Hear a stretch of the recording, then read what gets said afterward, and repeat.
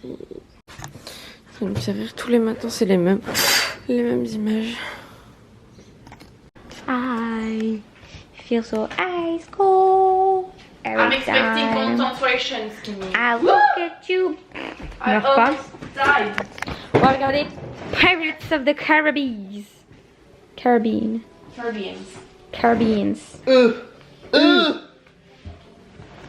Pardon, j'ai un peu pété mon crâne. J'ai cru que t'allais dire j'ai un peu pété. Je peux me foutre. T'es pas une fouteuse. Oh là là, il ressemble à Peter Pettigrew lui.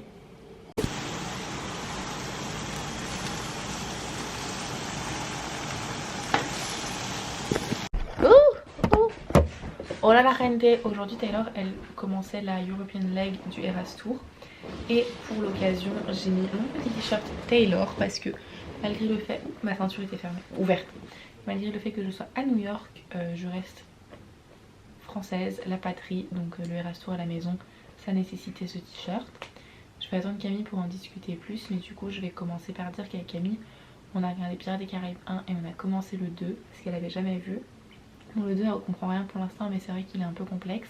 Le 1 elle a bien aimé, je suis contente parce que moi c'est trop des films que j'adore. Genre c'est un peu les OG films, tu vois, t'es un peu genre le film que tout le monde a vu.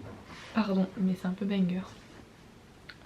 On n'a pas passé une très bonne soirée parce que il y a un gorlap qui reste sur notre canapé, qui se fout ouvertement de notre gueule devant nous. Donc pas dingue. Mais là j'entends Camille revenir. Alors on va pouvoir évoquer le Eras Tour. Camille, viens. Je t'attendais pour parler du Eras Tour. J'ai juste dit que la soirée n'était pas très bonne parce qu'il y avait un gorlap qui se foutait de notre gueule ouvertement. Faut surtout pas bouger la caméra, je l'ai bien placée. Ok. Mais coucou. du coup j'ai juste dit que Taylor elle avait kick la partie de la European Leg. Ouais. Et que c'était à la baraque. Alors. Moi personnellement je suis très triste qu'on ait perdu Long Live, Deuxième Season et Tolerate It. Moi c'est surtout Long Live et surtout Long Live. et Tolerate It. Tolerate It, moi je peux m'en passer. Oui, mais moi Long aussi. Live. Mais le set de TTPD il est vraiment bien. Il est vraiment incroyable. On trouve que les surprise songs sont trop tard dans le concert. On aurait bien aimé que ça fasse vraiment une genre d'entracte entre c'est ça.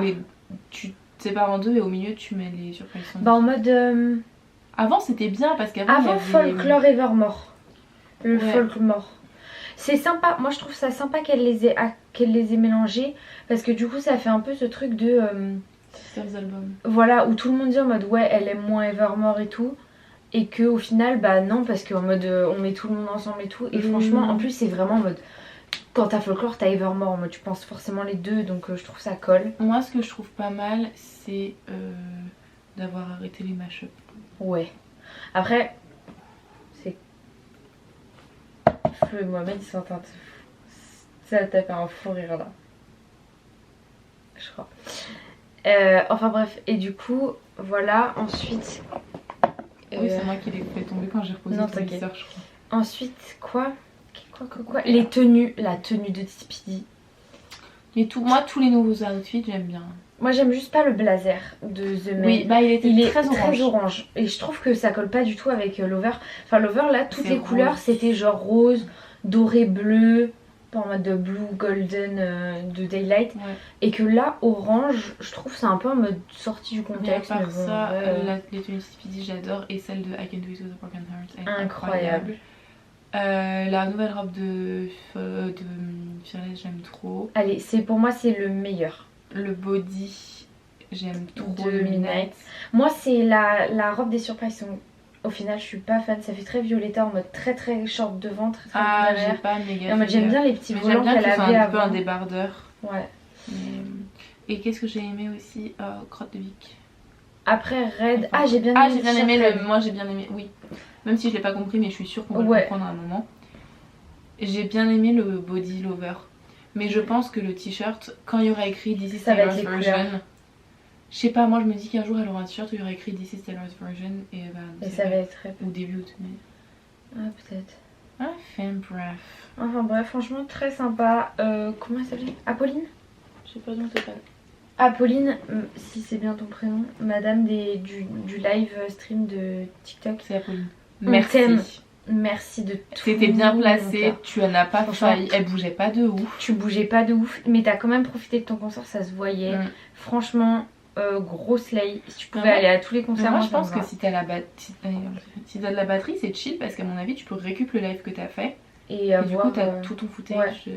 Après, les images sont pas hyper belles.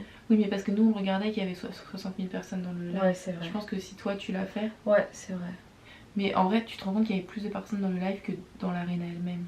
C'est dingue. Bah, c'est pas étonnant en même temps, enfin, surtout pour un premier. Puis en mode, je pense qu'il y avait tous les Américains. Enfin bref, et les surprises, franchement, bon, Paris, fallait s'y attendre sur la première nuit, c'était complètement logique. Je suis pas dégoûtée. Enfin, si on est encore sur le truc de on les perd, parce que moi je pense qu'elle va pas non plus refaire tout le temps les mêmes chansons. Je m'en fous un peu de Paris. De toute façon, nous à Lyon, on l'aurait jamais fait. LOML, c'était un peu dur. LOML, je suis un peu dégoûtée. Surtout au piano, c'était très beau. Et puis We'll See de Surprise Song Tomorrow. Hein. On va faire un petit débrief à chaque fois. Hein. J'ai envie de faire caca, mais ils me font trop peur. Du coup, je vais me retenir et aller dormir. Ouais. J'ai envie de mourir. En fait, cette soirée a commencé tellement bien tranquille. Après, si j'étais rentrée plus tard, on aurait. Et le film nul, j'aurais très bien pu le continuer. Enfin, il était vraiment pourri. Mais j'aurais pu le continuer, mais j'ai un peu forcé pour qu'on arrête parce que je savais qu'on allait se prendre des putains de critiques et que ça allait être horrible. Pirates des Caraïbes 1, super. Pirates des Caraïbes 2, pas encore compris. Mais je vais t'expliquer le pitch avant d'aller dormir. Et The Idea of You, à chier. Non mais en vrai, à chier. Mais on a coupé court parce qu'on savait qu'on allait se prendre des fucking critiques. Genre, déjà qu'on s'en prend assez. C'est voilà. Mais quand même, je pense que même si on l'avait regardé jusqu'au bout, à chier. Je trouve que l'acting est nul. Anne Hathaway, qu'est-ce que t'as fait, ma grande?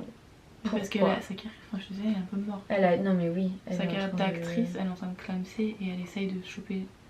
Oui mais bon, tu sais, tu vois, t'es une bonne actrice, tu sais les scripts qui ont du potentiel et ceux qui en ont pas, tu vois.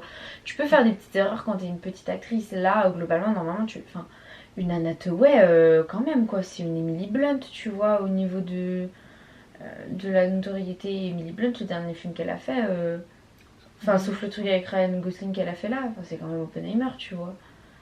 Je pense que Anne Hathaway, elle a ses chances dans ce genre de film. Et là... Gros flop, ma grande.